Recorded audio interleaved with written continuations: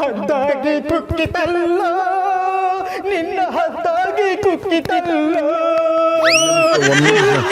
ಸಣ್ಣ ಬ್ರದರ್, ನಾನು ಸಣ್ಣ ಅಲ್ಲ ಸರ್, ನಾನು ದೊಡ್ಡ, ಅವನು ಸಣ್ಣ. ನಾನು ಸಣ್ಣ.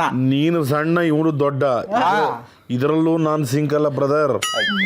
ನೋಡಿ ಬ್ರದರ್, ಮೊನ್ನೆ ನಡೆದಂಥ ಪರಿಷತ್ ಚುನಾವಣೆಯಲ್ಲಿ ಕೆಲವರು ಅಡ್ಡ ಮತದಾನವನ್ನು ಮಾಡಿ ನಮಗೆ ಮುಜುಗರನ್ನು ಉಂಟು ಮಾಡಿದ್ದಾರೆ. ಅದಕ್ಕೆ ನಾವು ಅವಾಗಲೇ ಆ ಸಾಂಗ್ ಆಡಿದ್ದು. ನೀನೇ ಸಾಕಿದಾಗಿನಿ. ನೋಡಿ ಬ್ರದರ್, ನಾವು ಗಿಳಿನೂ ಸಾಕ್ತೀವಿ, ಜೊತೆಗೆ ಗಿಡಗನ್ನೂ ಸಾಕ್ತೀವಿ.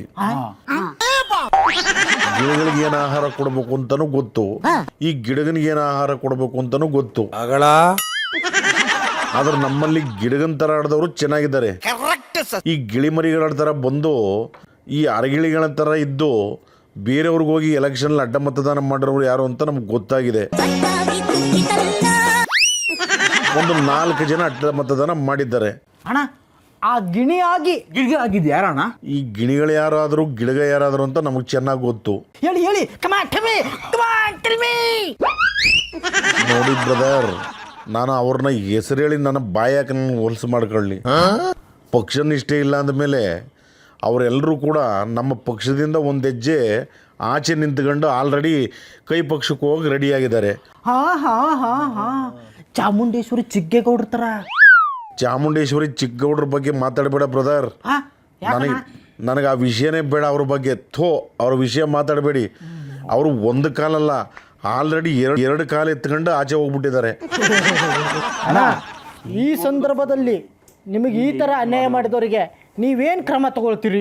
ನೋಡಿ ಬ್ರದರ್, ನಾನು ಕ್ರಮಗಳನ್ನು ತೆಗೆದುಕೊಳ್ಳೋದೇನು ಅಂತ ಈಗಲ್ಲ, ಮುಂದಿನ ಚುನಾವಣೆಯಲ್ಲಿ ಗೊತ್ತಾಗುತ್ತೆ. ಪಾಪ ಕೆಲವರು ನಮ್ಮ ತಂದೆಯವರು ಅವ್ರ ಮೇಲೆ ಪ್ರೀತಿ ಇಟ್ಕೊಂಡಿದ್ರು. ಅದರಿಂದ ತಾವು ಏನಾದರೂ ಮಾಡ್ಬೋದು ಅಂತಕ್ಕಂಥ ಲೆಕ್ಕಾಚಾರದಲ್ಲಿ ಓಡಾಟ ಮಾಡ್ತಾ ಇದ್ದಾರೆ.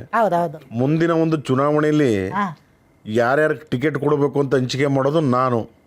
ನನ್ನ ತೀರ್ಮಾನಗಳು ಮುಂದಿನ ದಿನಗಳಲ್ಲಿ ನೋಡಬೇಕಾಗುತ್ತೆ. ಯಾವ ಸಿನಿಮಾಗೆ ಟಿಕೆಟ್ ಕೊಡ್ತೀರಿ? ನಂಗೂ ಒಂದು ಕೊಟ್ಬಿಡಿ. ನಂಗೊಂದು ಅವನಿಗೊಂದು. ನೋಡಿ ಬ್ರದರ್, ಸರಿಯಾಗಿ ಕೇಳಿಸ್ಕೊಳ್ಳಿ. ಸಿನಿಮಾಗಳನ್ನು ಮಾಡಿದ್ದೀನಿ, ಟಿಕೆಟ್ಗಳನ್ನು ಹಂಚಿದ್ದೀನಿ, ರಾಜಕಾರಣವನ್ನ ಮಾಡಿದ್ದೀನಿ, ಮುಖ್ಯಮಂತ್ರಿನೂ ಆಗಿದ್ದೆ, ಇವತ್ತು ಕೇಂದ್ರ ಸರ್ಕಾರದ ಮಂತ್ರಿನೂ ಆಗಿದ್ದೀನಿ. ಇವತ್ತು ನನ್ನ ಇಷ್ಟೊಂದು ಎಕ್ಸ್ಪೀರಿಯನ್ಸ್ ಅಲ್ಲಿ ನಾನು ಹೇಳೋದೇನಪ್ಪ ಅಂತಂದ್ರೆ, ಅವರು ಟಿಕೆಟ್ ಹಂಚಿಕೆ ಅಲ್ಲ, ಇವತ್ತೇನು ಅಡ್ಡ ಮತದಾನ ಮಾಡಿರ್ಬೋದು, ಇದನ್ನ ಸುಮಾರು ನಾನು ಒಂದು 3 ವರ್ಷಗಳಿಂದನೇ ಇದನ್ನ ಬರೆದಿಟ್ಟುಬಿಟ್ಟಿದ್ದೆ ನಾನು. ನಾನು ಹೇಳಿದ್ದೆ ಯಾರ್ಯಾರು ಎಲ್ಲೆಲ್ಲಿ ಭೇಟಿಯಾಗಿದ್ದಾರೆ, ಯಾರ ಜೊತೆ ಏನೇನು ಮಾತುಕತೆ ಮಾಡ್ಕೊಂಡಿದ್ದಾರೆ, ಯಾವ ಸಂದರ್ಭದಲ್ಲಿ ಯಾರ ಜೊತೆ ಅವರು ಓಟ್ ಹಾಕ್ತಾರೆ, ಯಾರ ಜೊತೆ ಕೈ ಶೇಕ್ ಮಾಡ್ತಾರೆ, ಇವೆಲ್ಲವನ್ನು ಕೂಡ ನಾನು ತಿಳಿದಿತ್ತು, ನಾನು ತಿಳಿಯಬಲ್ಲೆ. ಎಲ್ಲವನ್ನು ಮುಂದೇನಾಗುತ್ತೆ ಅಂತಲೂ ಗೊತ್ತು. ನಾನು ನಿಮ್ಮನ್ನು ಏನು ಅನ್ಕೊಂಡ್ಬಿಟ್ಟಿದ್ದೆ. ಆದರೆ ಇವೆಲ್ಲ ವಿಷಯಗಳನ್ನು ತಿಳಿದು ವಿಷಕಂಠನಾಗೆ ಗಂಟಲಿನಲ್ಲಿ ಇಟ್ಕೊಂಡು ನಾನು ಮೇಂಟೈನ್ ಮಾಡ್ತಾ ಇದ್ದೀನಿ. ಶ್ರೀಕಂಠ ವಿಷಕಂಠ ಲೋಕವ ಕಾಯಲು ವಿಷವನ್ನೇ ಕುಡಿದ ನಂಜುಂಡೇಶ್ವರನೇ. ನೋಡಿ ಬ್ರದರ್, ನಾವು ಅಷ್ಟು ದೊಡ್ಡ ಮಟ್ಟದಲ್ಲಿಲ್ಲ, ಆದರೆ ನಮ್ಮ ಪಕ್ಷದ ಒಂದು ಹಿತಾಸಕ್ತಿಯನ್ನ ಗಮನದಲ್ಲಿಟ್ಟುಕೊಂಡು ನಾನು ವಿಷಕಂಠನಾಗಿ ಓದ್ತಿದ್ದೀನಿ.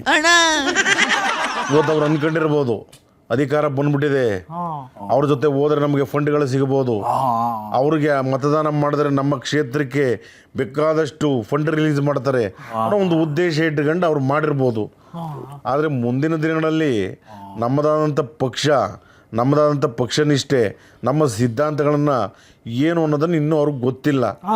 ಇನ್ನು 2 ವರ್ಷಗಳ ನಂತರ ನಾನು ರಾಜಕಾರಣಕ್ಕೆ ಮರಳಿ ಬಂದು ಯಾರ್ಯಾರು ಎಲ್ಲೆಲ್ಲಿ ಏನೇನು ಮಾಡಬೇಕು ಅದನ್ನು ತೋರಿಸ್ದೇನೆ.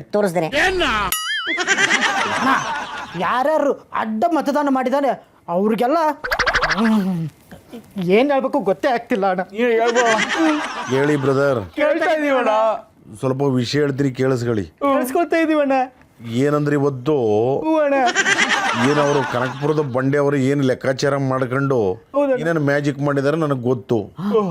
ಇವತ್ತೇನು ಅಡ್ಡ ಮತದಾನ ಮಾಡ್ಕೊಂಡು ನಮಗೆ ತೀವ್ರ ಮುಜುಗರ ಉಂಟು ಮಾಡ್ತೀವಿ ಅಂತ ಅವ್ರು ತಿಳ್ಕೊಂಡಿರ್ಬೋದು. ನಮಗೆ ಇದು ಯಾವುದು ಮುಜುಗರನೂ ಅಲ್ಲ, ಇದ್ಯಾವ ಹಿಂಜರಿಕೆನೂ ಅಲ್ಲ, ಇದ್ಯಾವ ನಮಗೆ ಸೋಲು ಅಲ್ಲ. ಯಾಕಂದ್ರೆ 3 ವರ್ಷಗಳಿಂದನೇ ನಾನು ಬರೆದಿಟ್ಟುಬಿಟ್ಟಿದ್ದೆ ಇವರು ಹಿಂಗೆ ಮಾಡ್ತಾರೆ ಅಂತ. ಅದರಿಂದ ನನಗೇನು ಇದರಲ್ಲಿ ವ್ಯತ್ಯಾಸಗಳು ಕಾಣಿಸ್ತಾ ಇಲ್ಲ. ಆದರೆ ಮುಂದಿನ ದಿನಗಳಲ್ಲಿ ನಾವು ಕೊಡ್ತಕ್ಕಂಥ ಒಂದು ಮಾಸ್ಟರ್ ಸ್ಟ್ರೋಕ್ ಏನಿದೆ ಅನ್ನೋದನ್ನು ಆಮೇಲೆ ತೋರಿಸ್ತೀವಿ ಬ್ರದರ್. ತ್ರಿಕಾಲ ಜ್ಞಾನಿ ಕಣಣ್ಣ ನೀವು, ತ್ರಿಕಾಲ ಜ್ಞಾನಿ. ನೋಡಿ ಬ್ರದರ್, 3 ವರ್ಷ ಅಲ್ಲ 2028ಕ್ಕೆ ಏನಾಗುತ್ತೆ ಅಂತ ಈಗಲೇ ಡೈರಿಲಿ ಬರೆದಿಟ್ಟಿದ್ದೀನಿ. ಅದನ್ನು ನಿಮಗೆ ತೋರಿಸಲ್ಲ, ಕಾಲ ಬಂದಾಗ ನಾನೇ ಹೇಳ್ತೀನಿ. ಅಣ್ಣ 2028ಕ್ಕೆ ಅವ್ನ ಮದುವೆ ಆಗುತ್ತೆ. ಬಂದು ಸ್ವಲ್ಪ ಹೇಳಣ್ಣ. ಸ್ವಲ್ಪ ನಿಂತ್ಕೊಳ್ಳಿ ಬ್ರದರ್. ಪಾಪ ಬಿಡದಿಯಿಂದ ಬಂದಿರೋದು. ಪಾಪ ಇವೊಂದು ಜಮೀನು ಒಂದು 2.5 ಎಕರೆ ಇತ್ತು. ಇವನು ಮದುವೆ ಆಗ್ತಾ ಇತ್ತು. ಪಾಪ ಇವೊಂದು 2.5 ಎಕರೆ ಇವಾಗ ಯಾರೋ ತೆಗೆದು ಅದನ್ನು ಟೌನ್ಶಿಪ್ ಮಾಡ್ತೀನಿ ಅಂತ ಮಾಡಿಬಿಟ್ಟಿದ್ದಾರೆ. ಅಣ್ಣ ಅವಾಗ ಬೋಟಿ ತಿನ್ನಾಗೋ ಕಾಸು ಇರಲಿಲ್ಲ, ಇವಾಗ ಕೋಟಿ ಅಣ್ಣ ಲಂಗೋಟಿ ಒಳಗೆ. ಹೌದು ಬ್ರದರ್, ಈಗ ನಿಮಗೆ 2.5 ಎಕರೆ ಕೊಟ್ಬಿಟ್ಟು 1 ಎಕರೆಗೆ 2.5 ಕೋಟಿ 3 ಕೋಟಿ ಕೊಡ್ತಾರೆ. ಒಂದು ತೆಂಗಿನ ಮರಕ್ಕೆ 40,000, ಸೀಬೆ ಮರಕ್ಕೆ 5,000, ಒಂದು ಯಾವುದೋ ಒಂದು ಗಿಡ ಇದ್ದರೂ ಅದಕ್ಕೊಂದು 10,000 ಅಂದ್ಕೊಂಡು ಪಾಪ ಇವ್ರುಗಳಿಗೆ ಒಂದು ಕೋಟಿ ಆಸೆ ತೋರಿಸಿದ್ದಾರೆ. 1 ಎಕರೆಗೆ 2.5 ಕೋಟಿ ಎಷ್ಟು ಕೊಡ್ತೀವಿ ಅಂತ ಹೇಳ್ತಿದ್ದಾರೆ. ಅಲ್ಲಣ್ಣ, ಅಲ್ಲಿ ಯಾರು ವ್ಯವಸಾಯ ಮಾಡೋರೇ ಇಲ್ಲ ಅಂತ ಹೇಳ್ತಿದ್ದಾರೆ, ಇವನ್ಗೆ ಯಾಕೆ ಕೊಡ್ತಾರೆ? ಕಣ್ಣಿಗೆ ಏನು ಇಟ್ಕೊಂಡಿದೆಯಾ ಬ್ರದರ್?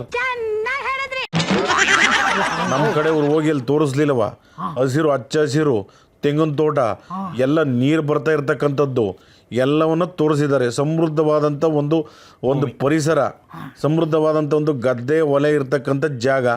ಏನೋ ಒಂದು ಕಮಿಷನ್ ಕಿಕ್ ಬ್ಯಾಕ್ಗೋಸ್ಕರ ಇವರು ಲಕ್ಷಾಂತರ ಕೋಟಿ ವ್ಯವಹಾರನ ಅದರ ಮೇಲೆ ಇಟ್ಕೊಂಡು ಟೌನ್ಶಿಪ್ ಮಾಡ್ತಾ ಇದ್ದಾರೆ. ಇವ್ರಿಗೆ 2.5 ಕೋಟಿ ಕೊಡ್ಬೋದು.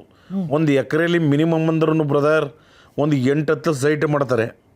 ಒಂದು ಸೈಟ್ಗೆ ಏನಿಲ್ಲ ಅಂದರೂ 3-4 ಕೋಟಿ, 8 3 24.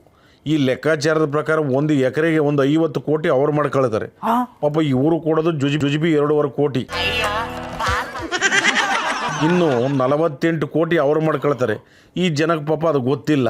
2.5 ಕೋಟಿ ಸಿಕ್ತು ಎಕರೆಗೆ ಅವ್ರು ಸೈಟ್ ಮಾಡ್ಕೊಂಡು 50 ಕೋಟಿ ಮಾಡ್ಕೊಳ್ಳೋದು ಗೊತ್ತಿಲ್ಲ ಇವ್ರಿಗೆ. ಇದು ಬಂತು ಅಂತ ಹೇಳ್ಕೊಂಡು ಪಾಪ ಎಲ್ಲ ಕೊಡ್ಲಿಕ್ಕೆ ಹೋಗ್ತಾ ಇದ್ದಾರೆ. ಆದ್ದರಿಂದ ನಾವು ಮುಂದಿನ ದಿನಗಳಲ್ಲಿ ಒಂದು ದೊಡ್ಡ ಹೋರಾಟವನ್ನು ಮಾಡ್ತಾ ಇದ್ದೇವೆ.